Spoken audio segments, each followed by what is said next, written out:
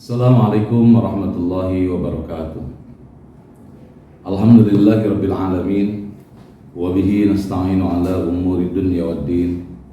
Wassalatu wassalamu ala asyrafil mursalin sayyidina Muhammadin wa ala alihi wa ashabihi ajma'in.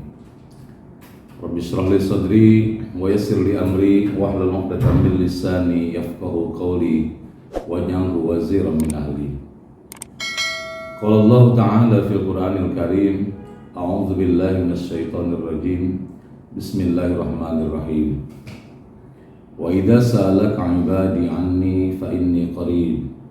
Ujibu da'watad da'i idza da'an falyastajibu li wal yu'minu bi la'allahum yarshudun. Shadaqallahul 'azim wa ba'du. Puji dan syukur marilah kita panjatkan kehadirat Allah Subhanahu wa Ta'ala. Alhamdulillah, pada kesempatan ini Allah Subhanahu wa Ta'ala masih memberikan kepada kita karunia yang sangat banyak, kebaikan-kebaikan yang sangat banyak, keberkahan-keberkahan yang sangat banyak selama bulan Ramadan terutama.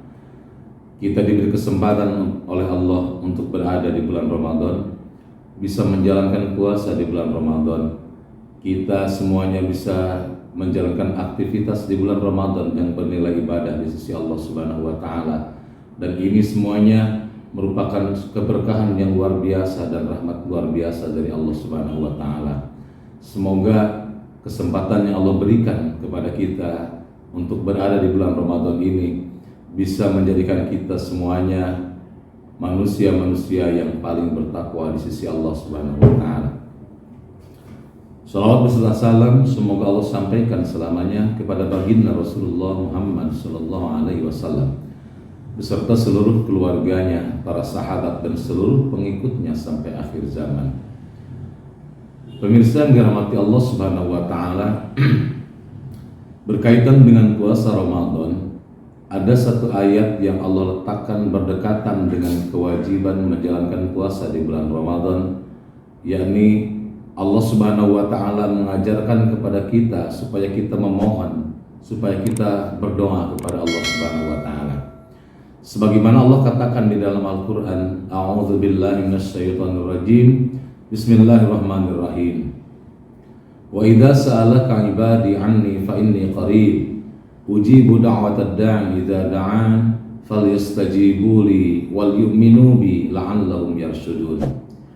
Wa idza sa'alaka 'ibadi, dan apabila hamba-hambaku bertanya tentang aku wahai Muhammad, anni fa inni qarib, maka katakanlah kepada hamba-hambaku bahwa aku ini dekat.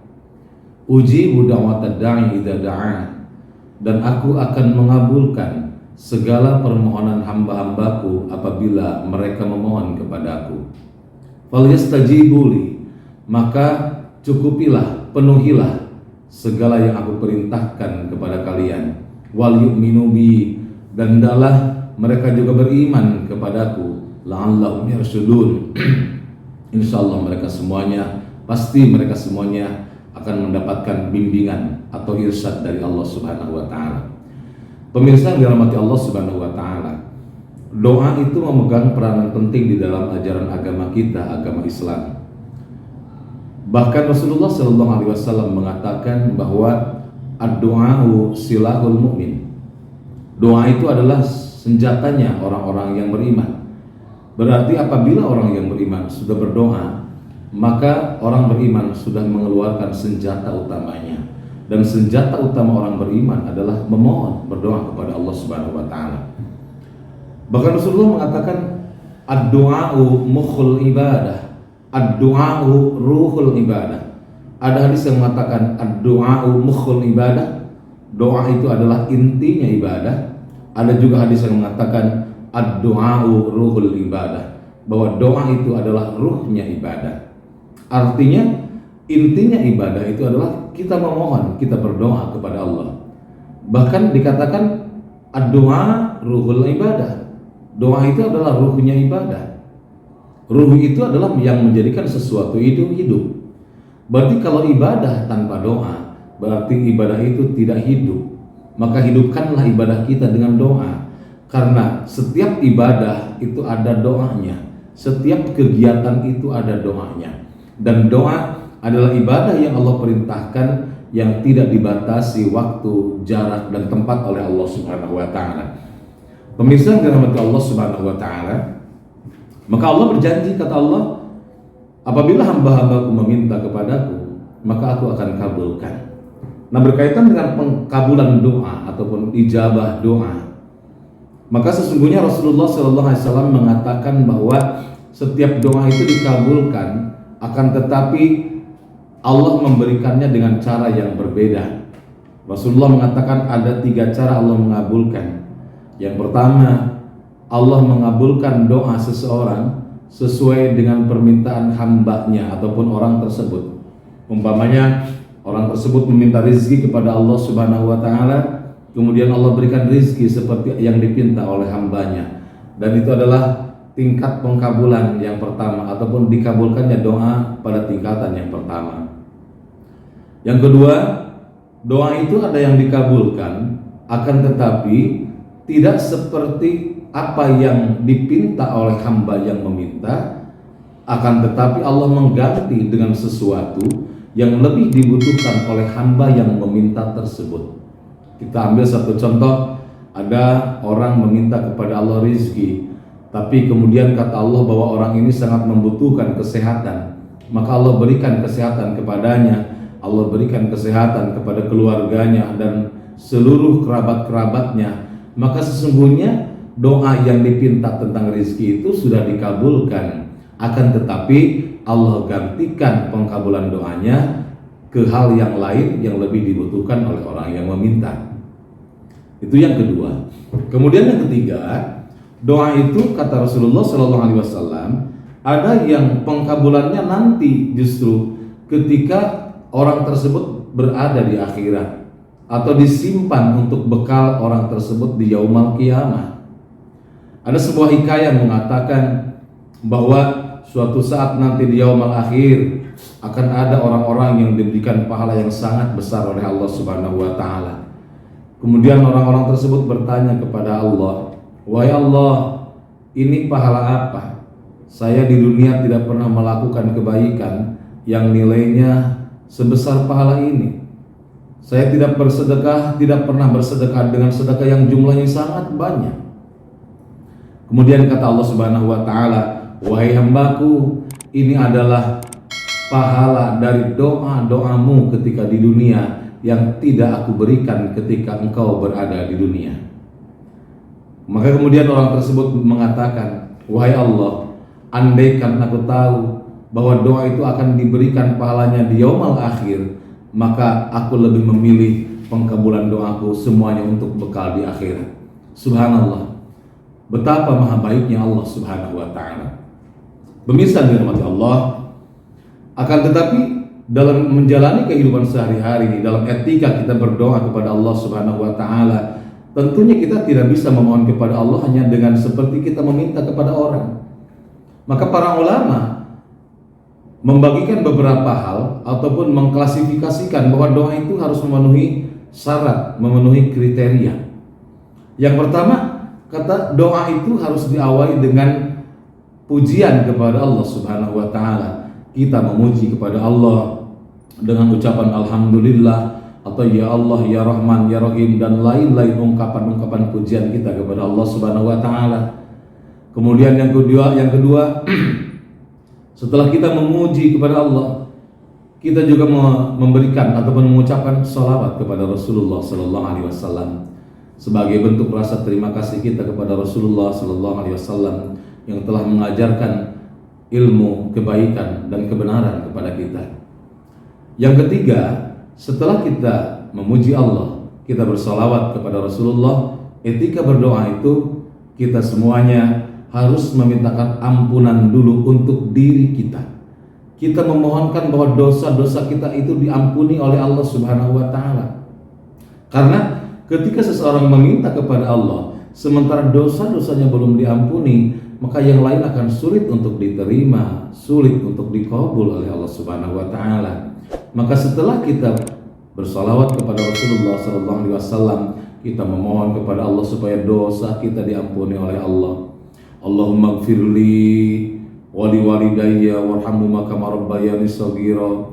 Atau juga ada juga doa Allahumma gfirli wali jamil muslimin wal muslimat, dan berbagai macam doa di mana kita memohon ampunan kepada Allah. Kemudian yang keempat, setelah kita memohon ataupun meminta pengampunan atas dosa-dosa kita harus memintakan ampunan dari dosa untuk kedua orang tua kita. Itu para ulama membaginya ataupun menyusunnya seperti itu. Kita memohon ampunan supaya Allah mengampuni dosa kita. Kemudian selanjutnya mintakanlah kepada Allah agar orang tua kita diampuni dosa-dosanya, agar orang tua kita diberikan kelapangan dalam kehidupan dunia akhiratnya. Karena itu adalah salah satu bentuk syukur seorang manusia kepada orang tua. Karena syukur itu yang pertama anishkurli, kata Allah, bersyukur kepadaku. Dan yang kedua wali walidayya, syukur kepada kedua orang tua. Jadi syukur kepada Allah, syukur kepada kedua orang tua. Di antara bentuk syukur kita kepada orang tua, maka doakanlah kedua orang tua kita, mintakan ampunan atas dosa-dosa yang mungkin dilakukan oleh orang tua kita. Maka ketika anak yang memohonkan ampunan, maka berarti kita adalah termasuk anak yang soleh, karena kita memintakan ampunan untuk kedua orang tua kita. Kemudian etika berdoa selanjutnya adalah barulah kita memohon kepada Allah apa yang kita minta. Kita meminta apa kepada Allah Subhanahu wa taala dengan bahasa Arab ataupun dengan bahasa Indonesia ataupun dengan bahasa Sunda ataupun dengan bahasa apapun yang kita fahami, karena Allah itu Maha mengetahui apa yang ada di dalam hati kita. Sampaikan keinginan kita dengan tadarruan wa khufyah dalam berdoa. Kita itu ketika memohon harus tadarru wa khufyah, harus rendah hati di hadapan Allah Subhanahu wa taala, harus hilang kesombongan dalam diri kita ketika kita memohon berdoa kepada Allah. Janganlah kita memohon kepada Allah tapi dalam diri kita ada kesombongan. Jangan kita meminta kepada Allah tapi dalam diri kita ada rasa angkuh, ada rasa riya, sum'ah, takabur dan lain sebagainya. Kita memohon kepada Allah harus betul-betul tadarru, menundukkan diri kita di hadapan Allah Subhanahu wa taala sebagai bentuk rasa ta'zim kita kepada Allah dan mahabbah kita kepada Allah Subhanahu wa taala. Kemudian dalam berdoa memohon meminta kepada Allah, setelah kita tadarru kepada Allah, kita harus ada wa khufyah, diikuti dengan rasa takut, rasa khawatir. Khawatir doa kita tidak diijabah oleh Allah, khawatir doa kita tidak dikabul oleh Allah, khawatir kalau kita hidup ini tidak sesuai dengan aturan Allah, khawatir kalau kita kurang mensyukuri nikmat Allah, khawatir dan kekhawatiran tentang hal-hal yang mungkin itu bisa terjadi. Nah, ini sesungguhnya dan etika berdoa ini sudah diajarkan oleh Allah Subhanahu wa taala di dalam Al-Qur'an.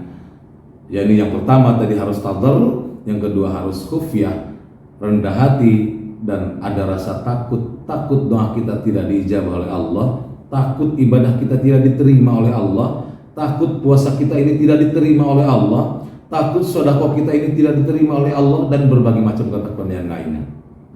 Kemudian selanjutnya di dalam berdoa, setelah kita memohonkan ampunan untuk kita, untuk orang tua kita, kemudian kita memohon keinginan kita, dan selanjutnya setelah keinginan kita disampaikan, maka selanjutnya adalah sampaikan salam juga kepada Rasulullah Sallallahu Alaihi Wasallam.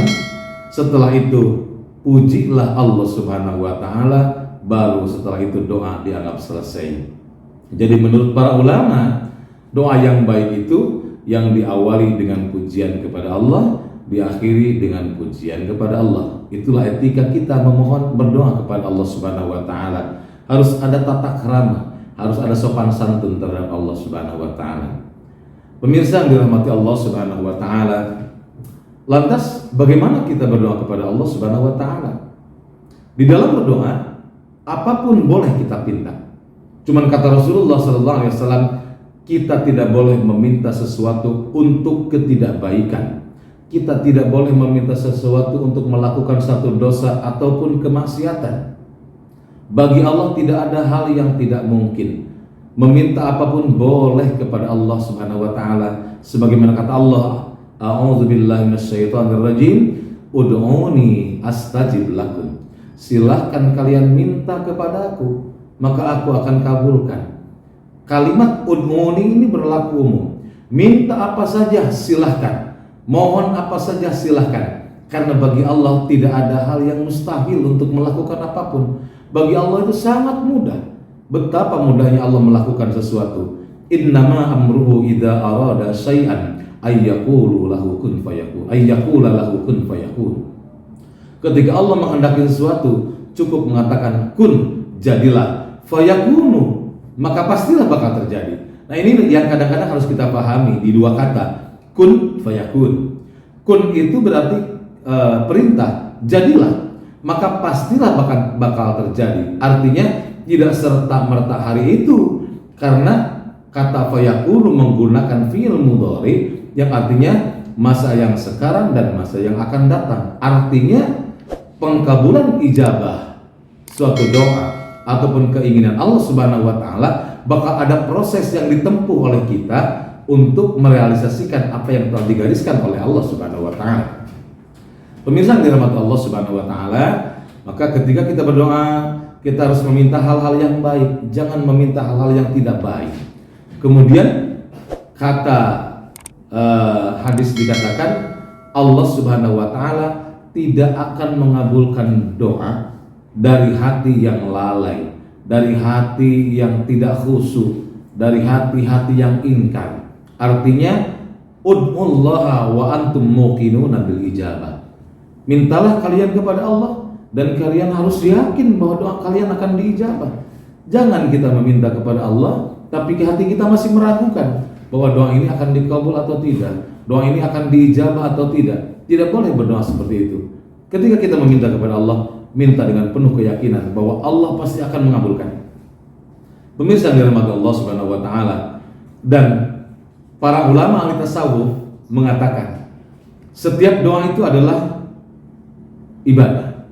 Dan yang paling berat dalam berdoa bukan berdoanya, bukan memintanya, tapi kita bersabar menunggu doa itu dikabulkan, maka itu adalah bagian dari ibadah. Subhanallah. Andaikan umpamanya 20 tahun yang lalu kita meminta kepada Allah Subhanahu wa taala agar kita diberikan keluarga yang thayyibah, keluarga yang sakinah, dan sampai sekarang kita bersabar, maka selama 20 tahun itu bernilai ibadah di sisi Allah Subhanahu wa taala, karena kita bersabar menunggu doa kita itu kapan akan Allah kabulkan. Jadi dalam berdoa, hal yang paling berat sesungguhnya adalah bersabar menunggu kapan doa kita akan dikabul oleh Allah Subhanahu wa taala. Dan kita sebetulnya tidak berhak menentukan kapan doa itu akan diijabah. Karena tadi di dalam Al-Qur'an, ud'uni astajib lakum. Silakan kalian minta, kata Allah. Kalian minta kepada aku, maka aku akan kabulkan. Berarti kewajiban kita hanya meminta, Allah akan mengabulkan. Kapan Allah kabulkan? Itu hak Allah Subhanahu wa taala. Sebab kalau kita kadang ikut campur, kenapa saya berdoa kok sampai sekarang belum diijabah, belum dikabul, akhirnya doanya berhenti, itu adalah kesalahan yang dilakukan oleh orang-orang yang memohon, orang-orang yang berdoa kepada Allah Subhanahu wa taala. Maka mintalah apapun kepada Allah Subhanahu wa taala. Yakin dalam diri bahwa setiap doa kita akan diijabah oleh Allah Subhanahu wa taala. Yakin bahwa Allah Maha mampu melakukan apapun. Tidak ada yang mustahil bagi Allah untuk melakukan apapun. Yakinkan dalam diri kita bahwa Allah itu Maha Kuasa, Allah itu Maha Penyayang. Maka setiap yang kita pinta pasti akan Allah berikan sesuai dengan kebutuhan kita. Apa yang kita butuhkan pasti Allah berikan. Tapi belum tentu Allah memberikan apa yang kita inginkan. Mintalah apa yang kita butuhkan, maka Allah akan berikan apa yang kita butuhkan. Tapi keinginan belum tentu Allah berikan, karena bisa jadi keinginan itu bisa berdampak baik, bisa berdampak tidak baik, bisa berdampak positif, bisa berdampak juga negatif. Untuk itu, pemirsa yang dirahmati Allah Subhanahu wa taala, berdoalah kita kepada Allah kapanpun, dimanapun, dalam keadaan apapun, dalam senang, dalam susah, kita meminta kepada Allah. Dekatlah dengan Allah di kala kita senang, maka Allah akan datang membantu kita di waktu susah. Dan yang paling berat, dekat dengan Allah itu ketika kita senang. Dekatlah, kata Allah Subhanahu wa taala dalam hadis kursi, dekatlah kepadaku di waktu senang, maka aku akan dekat di waktu kalian susah dan membutuhkan pertolonganku. Dalam setiap situasi, kondisi, bagaimanapun dan apapun, semoga kita menjadi orang yang selalu dekat dengan Allah, takarub kepada Allah, meminta dan memohon kepada Allah. Jangan pernah meminta kepada siapapun selain Allah, karena Allah tidak akan pernah mengampuni orang-orang yang meminta kepada selain Allah Subhanahu wa taala. Innallaha la yaghfiru ayyushraka bihi wa yaghfiru ma duna dzalika liman yasha. Subhanakallahumma rabbana wa bihamdika asyhadu an la ilaha illa anta astaghfiruka wa atubu ilaik. Wassalamualaikum warahmatullahi wabarakatuh.